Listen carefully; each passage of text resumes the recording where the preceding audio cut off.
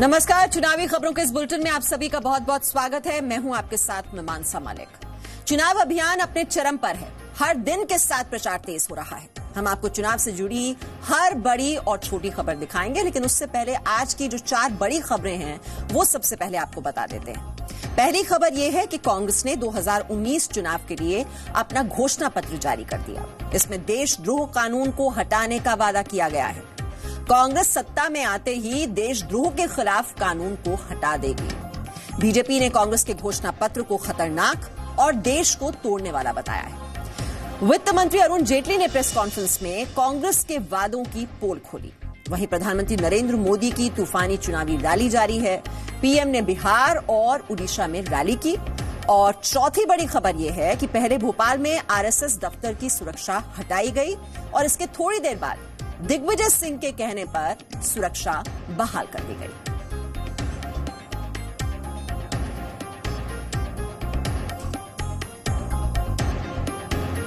और आज की सबसे बड़ी खबर, तो कांग्रेस ने आज अपना घोषणा पत्र जारी किया है। कांग्रेस ने इस घोषणा पत्र को नाम दिया है वचन पत्र का।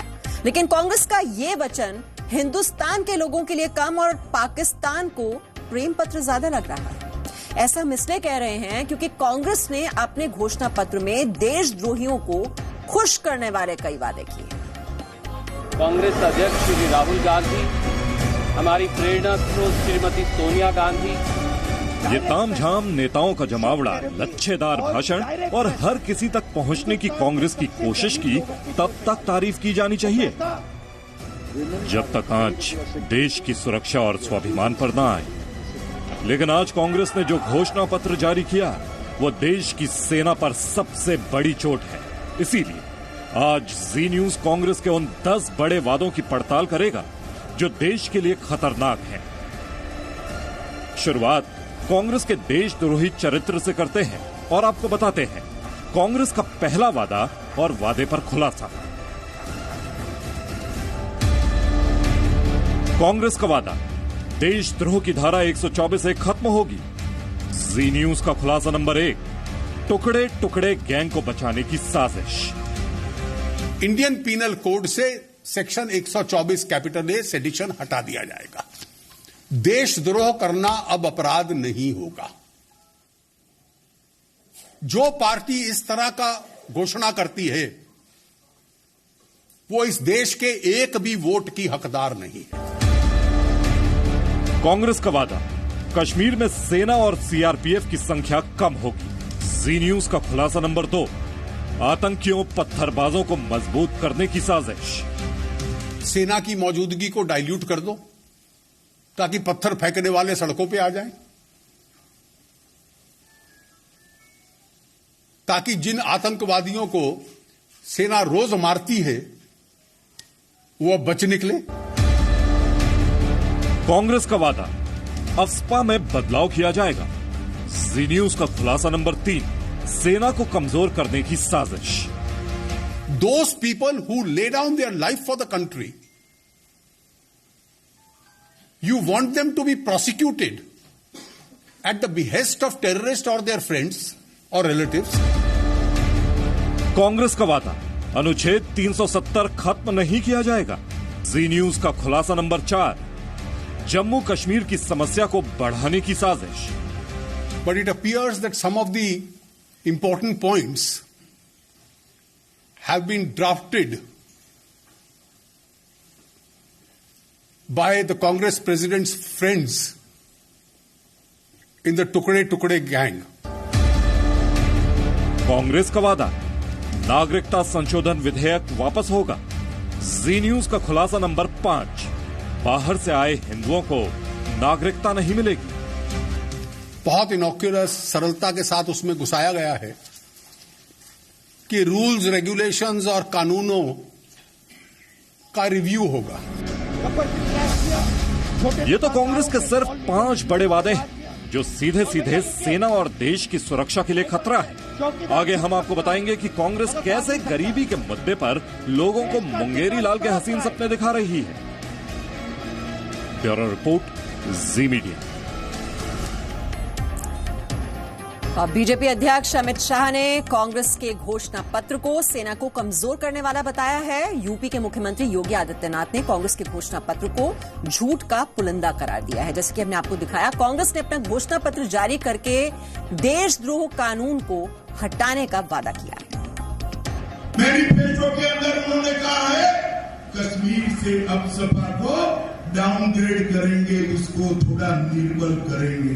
सीमा सुरक्षा बल के जवान, सेना के जवान, इनको और बल देना चाहते हो या उनका मनोबल गिराना चाहते हो? मुझे लगता है 55 वर्षों का कांग्रेस का शासनकाल, 55 पेज के आज के कांग्रेस के घोषणा पत्र, ये उसी 55 वर्षों के झूठ का पुलिंदा मात्र है। जनता इसके भ्रम में नहीं पड़ने वाली है। इस चुनाव में कांग्रेस नेतृत्व का ये झूठ एक बार पुनः बेनकाब होगा। तो कांग्रेस ने अपने घोषणा पत्र में कहा है कि वो आफ्स्पा के प्रावधान हटाएगी और इसका काफी विरोध हो रहा है। कहा यह जा रहा है कि यह सेना की ताकत को कम करने की कोशिश है। इसके प्रावधान हटाने का विरोध क्यों हो रहा है और आफ्स्पा क्या है वो समझिए आप। बहुत ही विस्तार से इसे समझने की कोशिश कराने की हम कोशिश करते हैं आपको कि आफ्स्पा दरअसल है क्या। इस एक्ट के तहत सेना को कुछ विशेष अधिकार मिलते हैं। सेना सिर्फ शक के आधार पर गोली चला सकती है। देश विरोधी गतिविधि के शक में बिल्डिंग को नष्ट कर सकती है। शक के आधार पर बिना वारंट गिरफ्तारी संभव है। हथियारबंद व्यक्ति पर एक वार्निंग के बाद गोली चलाना मुमकिन है। अब सवाल यह है कि आफ्स्पा की जरूरत आखिरकार क्यों पड़ी। कोई राज्य अशांत घोषित हो तो आफ्स्पा लागू होता है। आफ्स्पा सबसे पहले कब लागू हुआ, अब यह भी जानिए। सितंबर 1990 में जम्मू कश्मीर में यह लागू हुआ। 1990 से अब तक आफ्स्पा वहां पर लगा हुआ है। आफ्स्पा और कहां लगा हुआ है ये भी समझिए। सबसे पहले 1958 में असम में लगा, उसके बाद 1980 में इसे पंजाब में भी लगाया गया था। और आइए अब आपको दिखाते हैं कि आफ्स्पा पर कांग्रेस के ऐलान के बाद जम्मू कश्मीर के अलगाव पसंद नेताओं के चेहरे कैसे खिल गए। तो अगर आज कांग्रेस ने ये कहा है कि वो आफ्स्पा को उठाने की कोशिश करेंगे, मैं इस चीज को वेलकम करता हूं। काश, चलिए देर आए दुरुस्त आए। अगर ये बात 2014 से पहले उन्होंने की होती तो आज हमने इस रियासत के कई इलाकों से आफ्स्पा को हटाने का काम किया होता।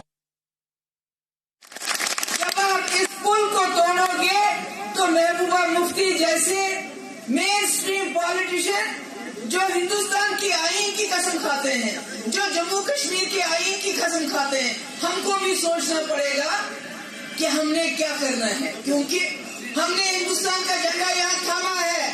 अगर आपने 370 के साथ हाथ लगाया तो ये झंडा हमारे हाथों में भी नहीं रहेगा, हमारे कंधों में भी नहीं रहेगा। तो कांग्रेस एक तरफ देश के टुकड़े करने की मंशा रखने वालों का मनोबल बढ़ाती है और दूसरी ओर देश की रक्षा करने वाले सैनिकों पर हमला करती है। एक दो नहीं बल्कि कांग्रेस में ऐसे नेताओं की लंबी फहरिस्त है। ये आपके सामने है इस वक्त। नवजोत सिंह सिद्धू, संदीप दीक्षित, पी चिदम्बरम, सैफुद्दीन सोज, गुलाम नबी आजाद, मणिशंकर अय्यर। तो ये बहुत ही लंबी फहरिस्त जो कि देश विरोधी बयान देते रहे हैं, क्योंकि पूरा खेल दरअसल वोट का होता है। हमने देश की सुरक्षा से जुड़े कांग्रेस दावे की सच्चाई आपको बताई। अब गरीबी पर कांग्रेस के जो हसीन सपनों की सच्चाई है वो भी आज आपको जरूर समझनी चाहिए। कांग्रेस का वादा यह है कि गरीबों को हर साल 72,000 रुपए देंगे, जबकि पैसे कहां से आएंगे घोषणा पत्र में इसका कोई जिक्र नहीं। कांग्रेस का वादा है कि 22 लाख सरकारी नौकरियों में भर्ती होगी। अब इसकी भी सच्चाई समझिए। सच्चाई ये है कि यूपीए राज में सरकारी नौकरी कम करने की नीति बनी थी, जो आगे भी जारी रही।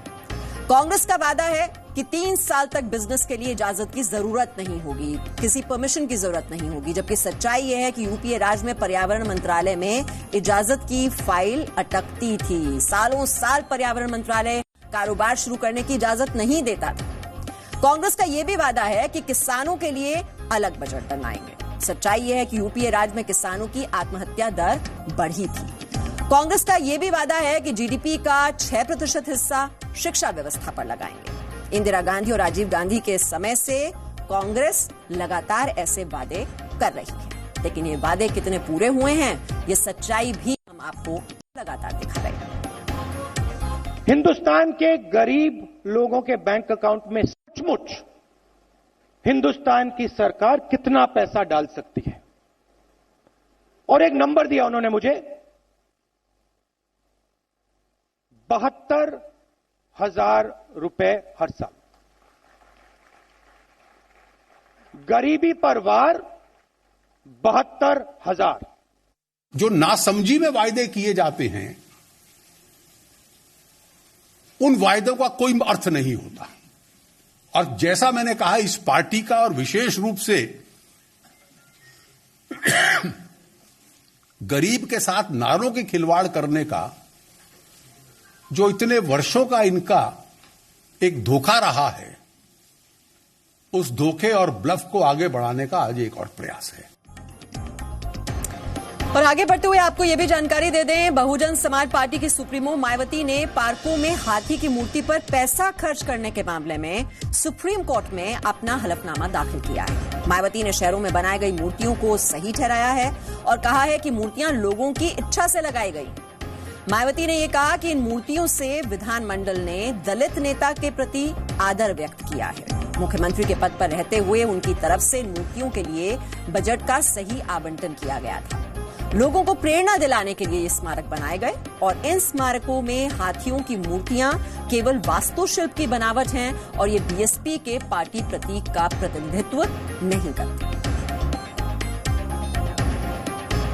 और मायावती ने कोर्ट में कहा कि मूर्तियां लोगों की इच्छा से लगाई गई हैं। जी न्यूज ने लखनऊ के ही कुछ लोगों से बात की और जानने की कोशिश की क्या लोगों की यही इच्छा थी, क्या वो चाहते थे कि मूर्तियां लगे। सुनिए लोगों ने क्या। नहीं, ये उन्होंने जो कहा है बिल्कुल ही गलत है। अगर पब्लिक से पूछे बनाया होता तो पब्लिक तो पहले ही इस चीज को मना कर देती। कोई पब्लिक के लिए बेसिक नीड है, उसकी एजुकेशन, उसका जो रहन सहन है, खाना पीना है, जो गरीबों को खाना नहीं मिलता उनके लिए हॉस्पिटल्स हैं, पहले उसमें पैसा लगाते हैं। ये तो एक मूर्ति खड़ी हो गई, इसे देखने के लिए कौन लोग आते हैं? इससे बड़े तो अक्षरधाम में लोग वहाँ पर जाते हैं। वो एक मॉन्यूमेंट तो है, मॉन्यूमेंट भी नहीं है। तो पब्लिक से पूछे तो मेरे ख्याल से नहीं बनाया गया। ये उनकी अपनी मर्जी थी जो उन्होंने बनवाया, पॉलिटिकल स्टंट था उनका जिन्होंने बनवाया के उन्होंने खड़ा किया है। ये मान लिया मायावती ने जो काम किया वो अच्छा काम किया, ऐसी बात नहीं है, लेकिन अब ये बिल्कुल 100% उसी पर पैसे का यूज किया जो है, उसमें और भी काम हो सकते थे, अच्छे कार्य हो सकते थे।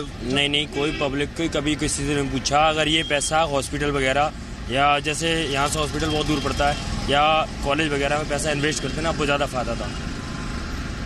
फायदा था सर।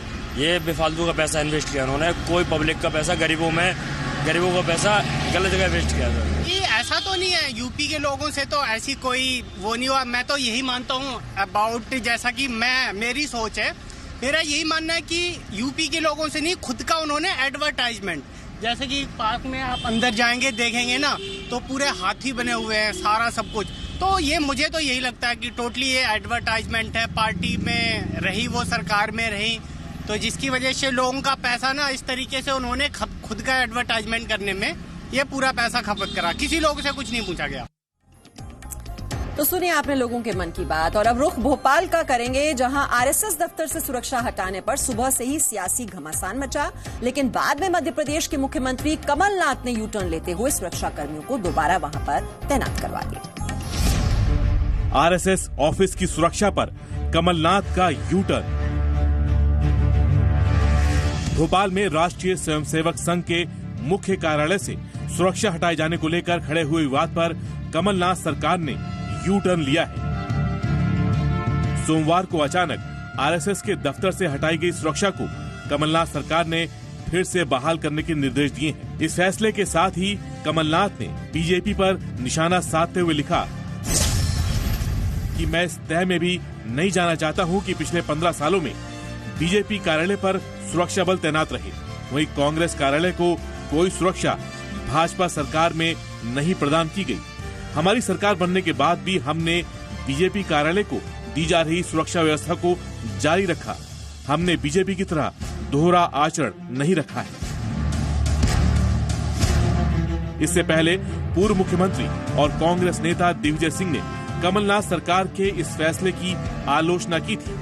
दिग्विजय सिंह ने सोशल मीडिया पर लिखा था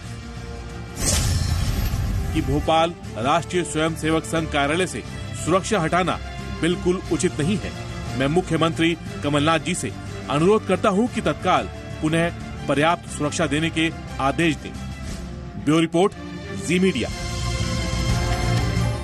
सीमा पार से इस वक्त हमें बड़ी खबर मिल रही है। ये खबर हम आपको देंगे ब्रेक के बाद। आप रहिए जी न्यूज के साथ।